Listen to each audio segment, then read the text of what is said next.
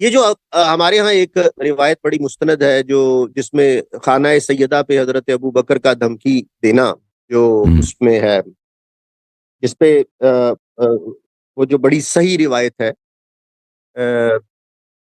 ہاں مصنف ابن ابی شیبہ، اور مصنف ابن ابی شیبہ کے اندر اس روایت میں یہ ہے کہ اس کے بعد جب حضرت ابو بکر نے یہ دھمکی لگائی، یہ دھمکی دی خانہ سیدہ پہ سلام اللہ علیہا پہ، تو اس کے بعد حضرت ابو بکر اور حضرت زبیر فوری طور پہ چلے گئے اور تا آ کے واپس نہ آئے جب تک انہوں نے حضرت ابو بکر کی بیعت نہ کر لی. ایک روایت. اب یہ روایت ہمارے جتنے بھی ہیں، ایون کے مولانا اسحاق صاحب وہ بھی اس کو صحیح مانتے ہیں. اور صرف مزے کی بات ہے کہ جب ڈاکٹر طاہر القادری صاحب نے شیعہ مسلک کے خلاف جو گفتگویں کی اس میں خانہ سیدہ پہ جب انہوں نے بحث کی، انہوں نے اس روایت کو چھیڑا بھی نہیں. انہوں نے یہ مانگی کہ کوئی صحیح ترین روایت ہمارے ہاں موجود ہے، تو مصنف ابن ابی شیبہ کی اس روایت کو انہوں نے اس دور میں اس کو چھیڑا بھی نہیں، بالکل نہیں چھیڑا. اچھا، اب اس کے بالمقابل ہماری جو مستند کتاب کہی جاتی ہے صحیح بخاری، وہ کہ اس کے اندر یہ ایک روایت جو جناب سیدہ فاطمہ الزہرا سلام علیہا کا جناب ابو بکر سے ناراض ہونا اور پھر اپنی وفات تک ان کے ساتھ بالکل کلام نہ کرنا، اور جناب امیر علیہ السلام کا ان کی وفات کے بعد جب لوگوں کی توجہ ان سے مبذول ہو جاتی ہے تو پھر ان کا حضرت ابو بکر سے بیعت کرنا. یعنی 6 ماہ تک جناب رسالت مآب صلی اللہ علیہ وسلم کے وصال کے بعد جناب سیدہ حیات رہیں، اس دوران میں جناب علی نے بیعت نہیں کی، مگر 6 ماہ کے بعد بیعت کی. اب یہ صحیح بخاری کی حدیث ہے اور اس حدیث کو بھی درست تصور کیا جاتا ہے اور صحیح مانا جاتا ہے. اچھا، اس کے بعد دوسری جو حدیث ہے وہی مصنف ابن ابی شیبہ والی، اس میں ہے کہ فوری طور پہ حضرت ابو بکر کی خلافت ہی کے دوران جناب جب حضرت عمر نے ان کو یہ دھمکی دی تو اس کے بعد حضرت ابو بکر اور حضرت زبیر چلے جاتے ہیں اور کہ جب تک وہ بیعت نہیں کر لیتے واپس نہیں آتے. حدیث وہ بھی درست ہے. اگر ہم وہاں مانتے ہیں تو یہ والی حدیث جس میں حضرت بخاری کے اندر حضرت امیر علیہ السلام کا جناب سیدہ کے وصال تک بیعت نہ کرنا مطلب اور سیدہ کا ناراض ہونا، اگر ہم وہ مان لیتے ہیں تو یہ غلط ٹھہرتی ہے، اور اگر ہم یہ مان لیتے ہیں تو وہ غلط ٹھہر لیتی ہے. اگر دونوں حدیثیں درست ہیں تو ان میں ہم تطبیق کیسے کریں؟ یہ میرا سوال ہے. عرض یہ ہے کہ دیکھیں جو عائشہ کی حدیث ہے نا، جو 6 مہینے والی حدیث ہے، وہ یہ ہے بخاری میں ہے. اس میں واضح الفاظ یہ ہیں کہ امیر المومنین علیہ السلام نے وہ 6 مہینے سے پہلے بیعت نہیں کیا تھا. یہ حدیث نمبر 4241 اور 4240. دفنها زوجها علي عليه السلام ليلا ولم يؤذن بها ابا بكر وصلى عليها وكان لعلي عليه الصلاه والسلام من الناس وجه حياة فاطمة فلما توفيت استنكر علي عليه السلام وجوه الناس فالتمس مصالحة أبي بكر ومبايعته ولم يكن يبايع تلك الأشهر. ان ابھی تک جب تک فاطمہ زہرا سلام علیہا زندہ تھی، امیر المومنین علیہ السلام نے ابو بکر کے ساتھ بیعت نہیں کیا تھا. یہ کس کا قول؟ عائشہ کا قول. اور عائشہ بہت ہی واضح ہے کہ وہ اپنے والد کی خلافت کو سب سے بہتر جانتی ہے اور اپنی والد کی خلافت کی تصحیح کے لیے، صحیح ہونے کے لیے سب سے زیادہ وہ کوشش کرے گی. اگر اس سے پہلے امیر المومنین علیہ السلام نے بیعت کی ہوتی تو عائشہ اس طرح واضح الفاظ میں نہ کہتی کہ اس سے پہلے. اور اس طرح، اور سب سے بڑا جو اپوزیشن تھا، جو حزب اختلاف تھا، ابو بکر کے مخالف گروہ تھا، اس کا لیڈر امیر المومنین علیہ السلام تھے. یعنی کوئی اور تو تھا نہیں ابو بکر کو چیلنج کرنے والا، صرف علی علیہ السلام تھے.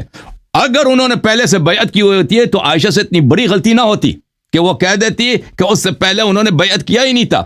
اور پھر اس میں جو مزید جو جملے ہیں دیکھیں کہ عائشہ کہتی ہیں کہ پھر اس کے بعد انہوں نے ابو بکر کے ساتھ مصالحہ کرنے کی کوشش کی ہے اور بولا ہے کہ فَأَرْسَلَ إِلَىٰ أَبِي بَكْرٍ أَنْ ائْتِنَا وَلَا يَأْتِنَا أَحَدٌ مَعَكَ، ہمارے پاس آ جاؤ اور آپ کے علاوہ کوئی اور نہ آ جائے. کراہیۃً لِمَحْضَرِ عمر، کیونکہ ان کو عمر کی ملاقات سے کراہیت تھی. عمر کی ملاقات ان کو اچھا نہیں لگتا تھا کہ عمر کو ان کے نظر پڑے. فقال عمر نے کہا لا واللہ لا تدخلوا علیہم وحدک.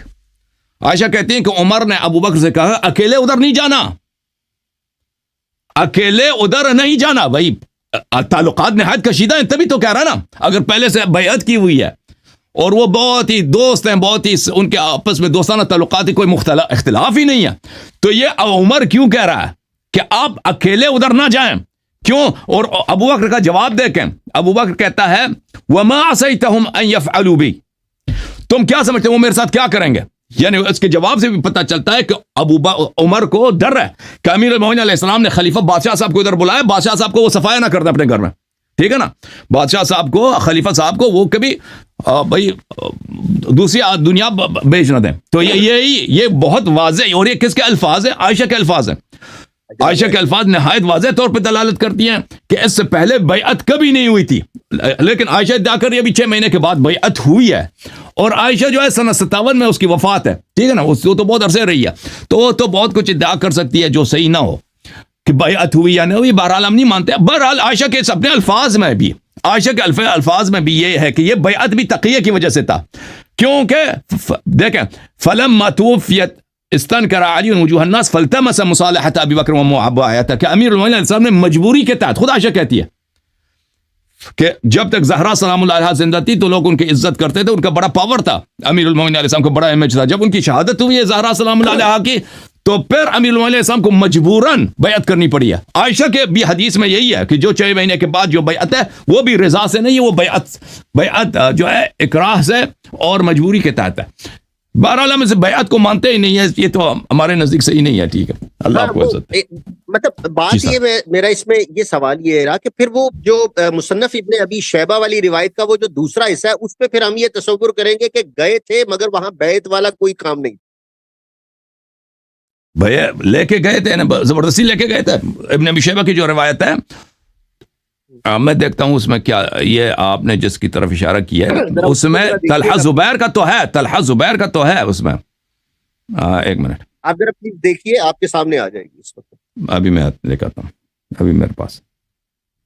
اور اس کے بعد ایک سوال کی اجازت اور دیں گے، مختصر سا سوال ہوگا. وہ جی یہ کتاب ہے، دیکھیں اس میں امیر المومنین علیہ السلام کی بیعت نہیں ہے. کتاب المصنف فی الاحادیث والآثار، یہی جو اسلم العدوی کی جو حدیث ہے، زید بن اسلم اپنے والد سے جو روایت کرتے ہیں، اس میں یہ ہے کہ جو لوگ آتے تھے وہاں پر حضرت زہرا سلام اللہ علیہا کے گھر میں، وہ کون تھے؟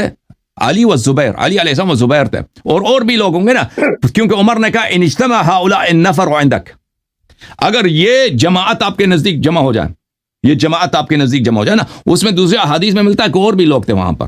یہاں پہ تو صرف زبیر کا ذکر ہے، لیکن یہ ایک جماعت تھی جو وہاں پہ آ کے مشورے کرتے تھے، ٹھیک ہے نا. ہاں تو یہ لوگ فانصرفوا راشدین فرعوا رأیکم، تم اپنا مشورہ کرو، یہاں سے چلے جاؤ، ولا ترجعوا، اس ہمارے گھر میں نہ آ جاؤ. فانصرفوا عنها فلم يرجعوا حتى اليها حتى بايعوا ابا بکر. تو یہ دوسرے لوگوں کی بات ہو رہی ہے، یہ امیر المومنین علی علیہ السلام کی بات نہیں ہو رہی ہے کہ امیر المومنین علیہ الصلوۃ والسلام سے زہرا نے نہیں بولا ہے. دیکھیں ان لوگوں سے ہے کی بات ہے جن سے زہرا نے بولا کہ تم ادھر نہ آ جاؤ، ہاں ادھر نہ آ جاؤ، یہاں سے چلے جاؤ کہ یہاں پہ ہمارے گھر پہ حملہ ہوگا، آگ لے کے آئیں گے یہ لوگ.